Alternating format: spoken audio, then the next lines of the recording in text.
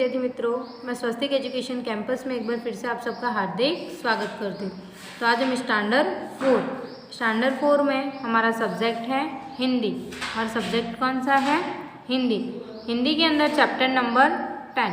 आज हम chapter number 10 सेक chilli क्या पढ़ेंगे? चैप्टर नंबर 10 सेक चिल्ली। ये जो सेक चिल्ली है वह एक हास्य कथा है। क्या है? हास्य कथा है। उसमें सेक चिल्ली नाम का एक महामूर्ख पात्र है जो काल्पनिक क्रियाविधियाँ होती है वो निभाता है। तो हम पाठ पढ़ना चालू करते हैं। सेक चिल्ली बड़ा मूर्ख था। जो सेक चिल्ली था वो कैसा था? बड़ा मूर्ख था। वह जिस डाल पर बैठा था उसी को काट रहा था। थोड़ी देर में एक यात्री उधर से गुजरा। उसने सेक चिल्ली को देखकर हमदर्दी से कहा, भाई दूसरी डाल पर हो जाओ नहीं तो गिर पड़ोगे। अब जो सेक चिल्ली है वह एक बड़ा ही मूर्ख आदमी था। वह क्या कर रहा था? वह अपनी जहाँ बैठा था उसी डाल को काट रहा था। यह दृश्य देखकर उसको एक आदमी ने क्या बोला कि भाई तुम जहाँ बैठे हो वहाँ से तुम दूसरी डाल पर चले जाओ। क्या करो? दूसरी डाल पर चले जाओ।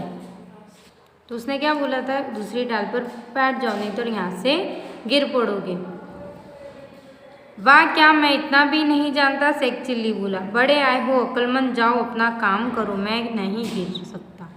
अब जो सेक चिल्ली को जो आदमी बोल रहा था उस आदमी को सेक चिल्ली क्या बोलता है कि मैं इतना भी नहीं जानता कि मैं क्या कहाँ पे कैसे बैठा हूँ। तुम बड़े अक्लमंद मेरे को बताने आए हो, तुम अपना काम करो, मैं नहीं गिरने वाला।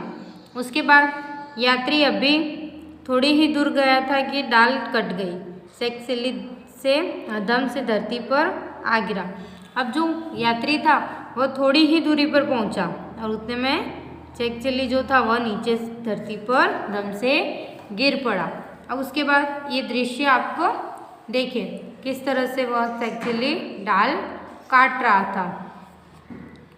उसके बाद वह उठकर यात्री के पीछे भागा। उसका रास्ता रोककर कहा, वह बोला, तुम तो कोई बहुत बड़े ज्योतिषी मालूम होते हो। अब सेक चिल्ली उसने क्या सोचा कि ये जो यात्री जा रहा था उसके पीछे वह भागा और उसने क्या बोला उस यात्री को, तुम बड़े ही ज्योतिषी मुझे दिखाई पड़ते हो, मैं तो सचमुच ही गिर पड़ा। अब आगे आने वाली मुसीबत बताओ जिसमें मैं। अब वो क्या बोलता है कि अब आगे मेरे सामने कौन कौन सी मुसीबत आने वाली है वह तुम मुझे बताओ तो उन मुसीबत से मैं बच सकूं। यात्री ने उसे बहुत समझाया कि मैं ज्योतिषी नहीं हूँ, सीधी सी बात थी, तुम जिस डाल पर बैठे थे उसी को काट रहे थे, गिरना स्वाभाविक था। यात्री क्या बोला कि मैं किसी भी प्रकार का कोई ज्योतिषी नहीं हूँ, एक सीधी सी बात है, जिस डाल पर तुम बैठे थे उसी डाल को तुम काट रहे थे, तुम्हारा गिरना निश्चित ही था। फिर सेक चिल्ली ने ना माना। वह उसका रास्ता रोके खड़ा रहा और बोला, जब तक तुम मुझे आगे की बात नहीं बताओगे मैं तुम्हें नहीं जाने दूंगा। अब सेक चिल्ली जो था वो मान ही नहीं रहा था किसी भी बात को लेके।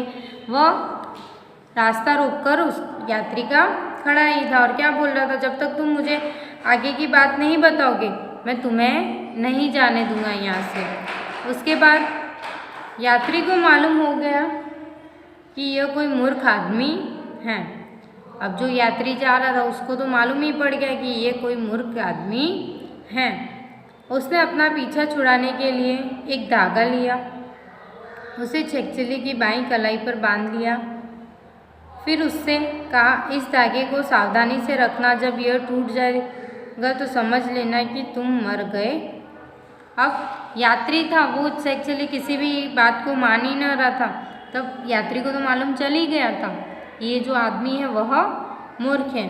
और उसने अपना पीछे छुड़ाने के लिए क्या किया, एक धागा सेक चिल्ली की कलाई पर बांध दिया और उसने क्या कहा यात्री ने, इस धागे को सावधानी से रखना, जब तक यह टूट ना जाए। टूट जाएगा तो समझ लेना कि तुम मर गए। वो बोलता है कि ये धागा जो है उसको सावधानी से रखो, ये धागा अगर टूट जाएगा तो तुम्हारी मृत्यु हो जाएगी। शेख चिल्ली खुशी खुशी घर गया। उसका ख्याल था कि न धागा टूटेगा और न मैं मरूंगा। उसने सावधानी भी बहुत रखी, लेकिन धागा कच्चा था। आखिर वह एक दिन टूट ही गया।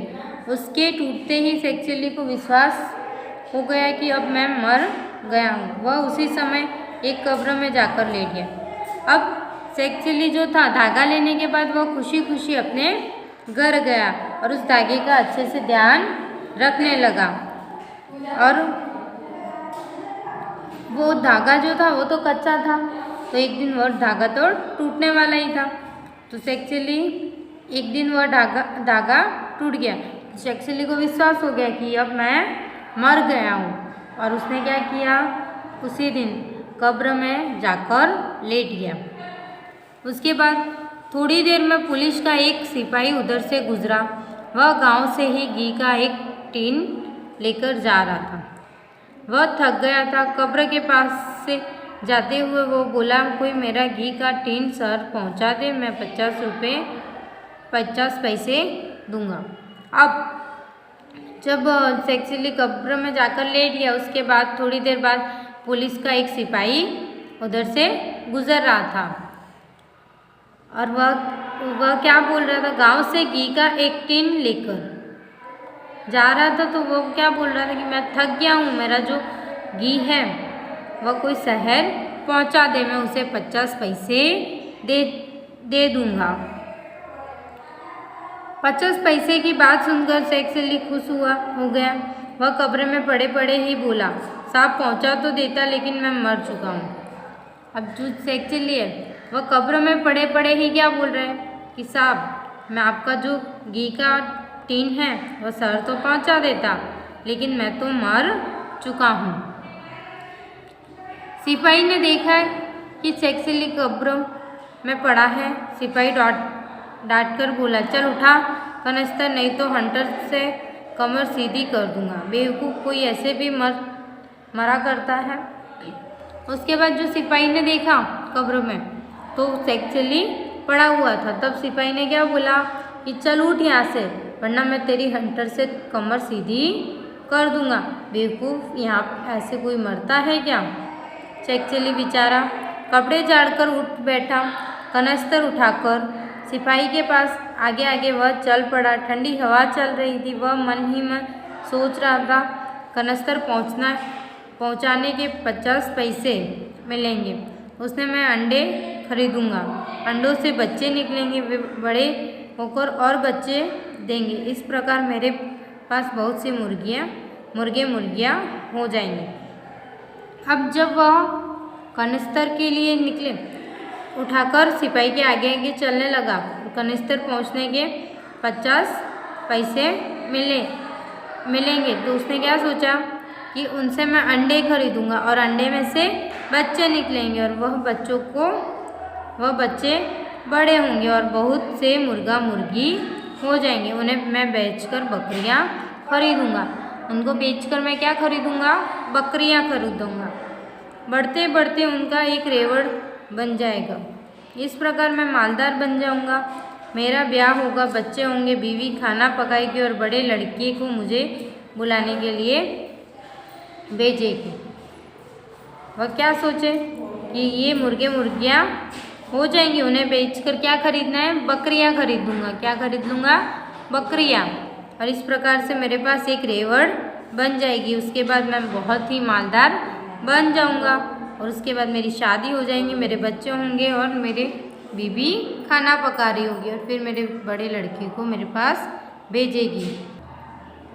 लेकिन मैं जाने के बजाय सिर हिलाकर कहूँगा, ओहो मैं नहीं आता। वह क्या बोल रहा है कि मैं नहीं जाऊँगा, और मैं जाने के बजाय क्या बोलूँगा? सिर करके, ओहो मैं नहीं आता। जो ही शेख चिल्ली ने सिर हिलाकर ओहो कनस्तर धरती पर गिर गया। घी मिट्टी में मिल गया। अब जब शेख चिल्ली ने क्या कहा, ओहो, जो कनिस्तर था वह धरती पर गिर गया और घी जो था वो मिट्टी में मिल गया। सिपाही ने गुस्से में आकर उसे 2 हंटर लगाए और कहा, पागल के बच्चे, तूने मेरा घी नष्ट कर दिया। अब जो सिपाही ने घी नीचे गिर गया मिट्टी में, तब सिपाही ने क्या किया, 2 हंटर मारकर कहा, पागल के बच्चे, तूने मेरा घी नष्ट कर दिया। शेख चिल्ली ने पीठ सहलाते हुए कहा, तुम्हें अपने घी की पड़ी है, मेरा तो घर ही उजड़ गया। अब वो क्या बोलता है कि तुम्हें तो घी की पड़ी है, लेकिन मेरा तो क्या हो गया, घर ही उजड़ गया। तो इस प्रकार से हमारी एक छोटी सी हास्य कथा जो शेख चिल्ली के ऊपर है वो आपको अच्छे से पढ़नी और समझनी है। ठीक है, तो जय गायत्री, अस्तु।